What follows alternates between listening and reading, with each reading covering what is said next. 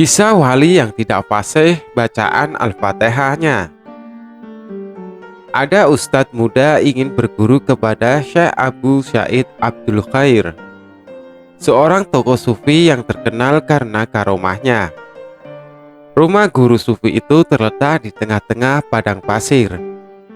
Ketika ustadz muda itu tiba di rumahnya, Syekh Abdul Khair sedang mengaji. Pada waktu Syekh Abdul Khair membaca surat Al-Fatihah, saat itulah ustadz muda ini kurang puas dengan makraj bacaan Al-Quran Abdul Khair yang dinilainya kurang fasih.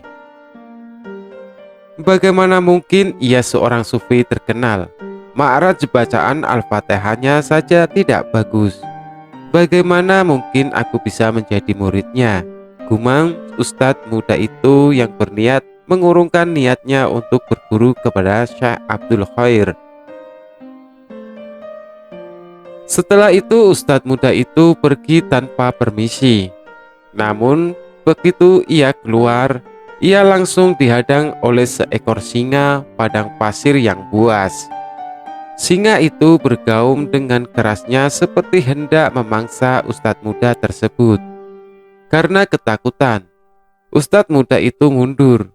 Akan tetapi di belakangnya juga ada seekor singa padang pasir lain yang menghalanginya. Ustadz muda itu terjebak di tengah-tengah tanpa bisa berbuat sesuatu. Akhirnya ustadz muda itu menjerit keras karena ketakutan. Begitu mendengar teriakan dari luar, Syekh Abdul Khair segera turun keluar meninggalkan majelisnya. Ia menatap kedua seekor singa padang pasir yang buas itu dan berkata kepada singa-singa itu, "Wahai singa, bukankah sudah aku bilang padamu, jangan pernah kalian mengganggu para tamuku." Sungguh ajaib. Kedua singa yang semula terlihat buas itu lalu duduk bersimpu di hadapan Syekh Abdul Khair. Sang sufi Abdul Khair lalu mengelus-ngelus telinga kedua singa itu dan menyuruhnya pergi.